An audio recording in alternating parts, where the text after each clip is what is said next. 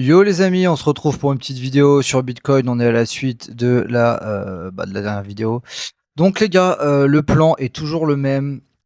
Globalement, on va juste faire un petit point, on va dire à court terme, et puis on va rappeler un petit peu les idées de moyen long terme. Donc ici, on a techniquement, pour l'instant, techniquement, jusqu'à preuve du contraire, on a le top de ce rebond qui a commencé ici, qui a terminé ici. Ok. Dernière prise de liquidité, réjection importante, gros fair value gap. Ici, donc on a trouvé encore un creux ascendant, donc attention. Donc pour l'instant, en gros, ce qui va déterminer, ça va être est-ce que, entre guillemets, ici, c'est bon, ça a été la prise de liquidité a été faite et on va venir une bonne fois pour toutes casser ce creux ici et ce creux ici qui va du coup changer la dynamique et cette fois-ci nous donner des très bonnes probabilités d'aller chercher bien plus bas. Du coup, je vais juste enlever ça. Donc là, je me suis mis en 4 heures. Alors, ce qui est bien en 4 heures, c'est que ça enlève un petit peu le superflu de 1 heure, je trouve. Donc, j'aime bien le 4 heures, j'aime bien. Il y a un petit peu moins de superflu, on va dire. Donc, ici, qu'est-ce qui s'est passé? On avait notre gros fair value gap ici.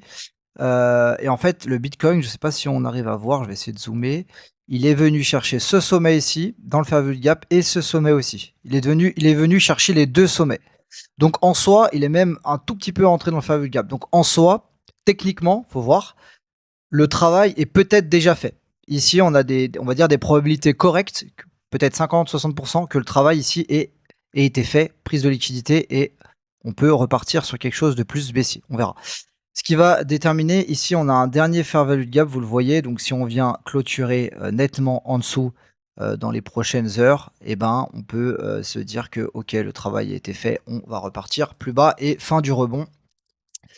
Et bah voilà, direction plus bas. Pourquoi? Parce que comme vous le savez, je vous rappelle quand même, c'est important, les cryptos, c'est simplement une catégorie d'assets à risque. C'est l'une des catégories les plus, comment dire, les plus volatiles, les plus à risque en fait, des assets à risque. Et avant ça, on a le Nasdaq et le S&P. Le S&P est un peu moins risqué, le Nasdaq est encore plus risqué, et le Bitcoin encore plus risqué, l'Ether encore plus risqué, les alts encore plus risqués. Vous avez compris la dynamique. Je rappelle juste. Donc, je rappelle un petit peu. Le scénario qu'on a pour l'instant, qu'on avait dit, bon, ça ressemble un peu à ce que j'ai dessiné. Il faudra lui laisser le temps voilà, de repartir. Mais c'est que l'oil, techniquement, j'ai pas touché mon dessin. Techniquement, l'oil, si on vient casser ici, on a une structure, on a quelque chose, et on devrait venir peut-être au moins travailler ici. Ouais, la zone, des zones beaucoup plus élevées, au moins aller chercher ici, tu vois, cette zone. Au moins aller chercher les 102. Donc on va avoir un pétrole, un oil haussier, ok. On a un dollar, il est où? Il est là le dollar. On a un dollar qui, même chose, regardez. J'ai pas touché mon dessin, hein. Là j'ai pas touché mon dessin. Voilà, on va faire un retest et peut-être qu'on va reprendre de la force. Donc pour l'instant, on a toujours un dollar qui est assez fort. On a des indices qui rebondissent, mais pas vraiment en fait, hein, qui rebondissent avant très sûrement de repartir à la baisse. Vous avez, là pareil, hein, j'ai pas touché mon dessin. Bon, ça ressemble pas à grand chose, mais un rebond qui peut monter ici, puis une continuation baissière probable encore une fois. Ok, et donc avec ça, Bitcoin, même chose, fin du rebond et puis continuation baissière. Donc on est toujours dans ce scénario. Donc, sur du court terme, on va faire simple. On va faire très très simple même. Si on arrive à clôturer, je pense vraiment en dessous, il est où mon pinceau? Si on arrive à clôturer vraiment en dessous d'ici, voire même marquer, faire une clôture en dessous de ce dernier lot, voilà, on a quand même des très bonnes chances que le rebond soit fini. Si jamais ici on reprend de la puissance, je vais essayer de dessiner un peu comme ça. Ah, c'est pas très beau. On peut venir cette fois-ci dans le fair value gap ici, et ici on aurait donc des bonnes probabilités de se faire rejeter pour ensuite voilà, repartir un peu plus à la baisse par la suite. Ok. Donc soit le top est in, à vous de faire entre guillemets votre job et de regarder ici comment le prix réagit. Est-ce que on vient reprendre de la force, ou est-ce que au contraire top is in et on vient vraiment clôturer en dessous puis clôturer en dessous. Donc une fois qu'on a clôturé en dessous de ce lot, les probabilités augmentent encore plus ici.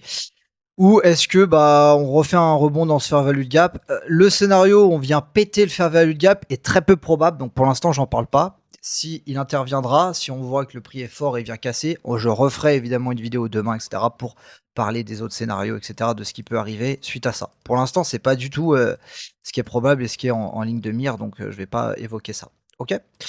Donc pas besoin d'en dire plus sur Ether, c'est exactement la même chose. On a pris le sommet ici, donc la même chose. Petit point rapide sur Tao. Tao, voilà, il est parti tout seul, hein. Il est parti, bah, regardez, il a fait un run, on va regarder son run. Tiens, on va partir d'ici. Il a fait un run de 200, donc il a fait x2, x2,2 en gros. Et là, la question du jour, la vraie question, la vraie question, est-ce que top is in? Est-ce que top is in?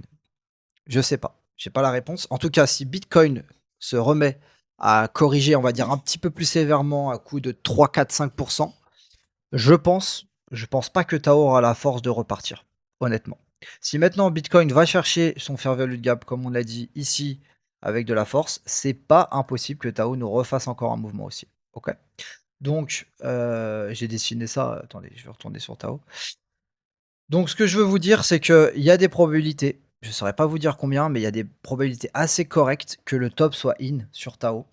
Euh, je dirais entre 40 et 50%. Donc, moi, personnellement, pour la transparence, j'ai pris un short. J'ai pris un short à 100, bah, ici à 140. J'ai pris un short ici. Mon stop loss, il est ici. Je vais vous le dessiner. Donc, en fait, bon, attendez, je vais même vous ouvrir en position courte. C'est ça, en position short.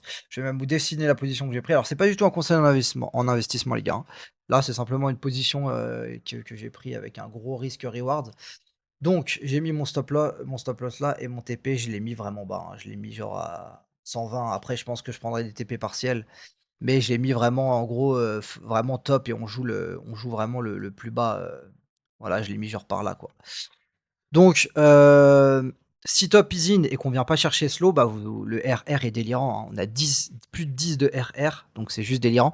Du coup, bah, plus le RR, plus le risque récompense est élevé, moins la probabilité du trade que le trade passe est importante. Donc, autrement dit, le trade a très très peu de chances de passer, mais s'il passe, c'est magnifique. Ok.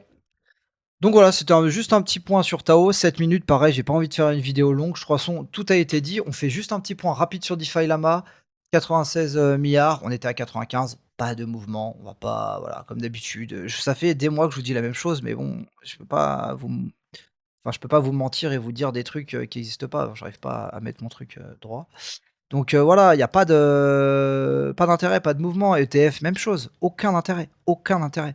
C'est-à-dire que, comme disait notre ami Le Trône Tonton, on est sur des zones de prix où ni les vendeurs ni les acheteurs sont intéressés. Ok.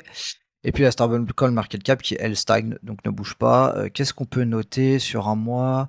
4% c'est minime. Binance, ok, on a Sky qui avait bien repris. Morpho, mine de rien, c'est vrai que malgré l'histoire de Resolve, ils tiennent la baraque. Ils tiennent la baraque. Il y a Fluid qui a peut-être ramassé un peu. Moi d'ailleurs, j'avais 2-3 billes là-bas. Enfin, je regarde comment ça se déroule. 800.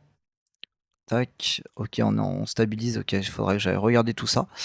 Donc voilà, écoutez, il n'y a pas grand chose à vous dire de plus. On va s'arrêter là pour pas faire une vidéo trop longue. À plus les